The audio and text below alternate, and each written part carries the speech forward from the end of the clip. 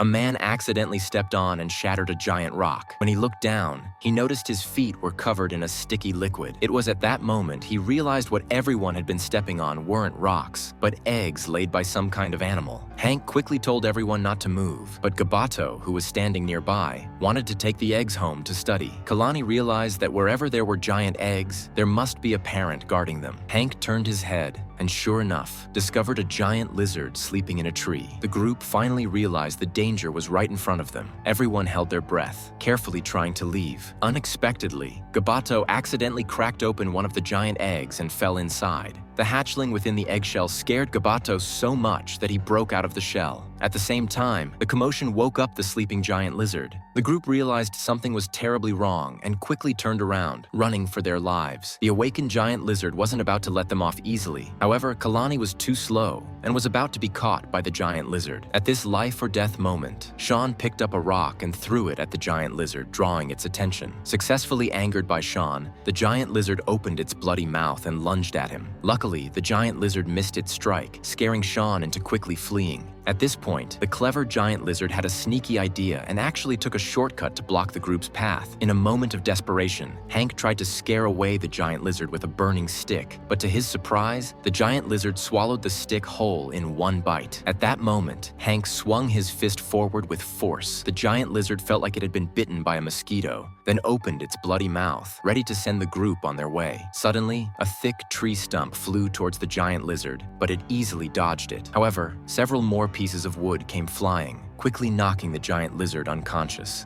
At that moment, an old man appeared on the scene in the distance. It was his trap that had subdued the giant lizard. He was none other than Sean's grandfather, John. It turned out that John had sent a signal guiding Sean to this mysterious island. For safety, John brought the group to his residence to rest and regroup. The next day, John led the group to a breathtaking place, which was none other than the legendary lost city of Atlantis. John explained that Atlantis sinks to the bottom of the sea every 140 years, and in another 140 years, it will resurface. But Hank noticed seawater seeping out of the ground in front of them. According to his analysis, this city might sink to the bottom of the sea within 2 or 3 days.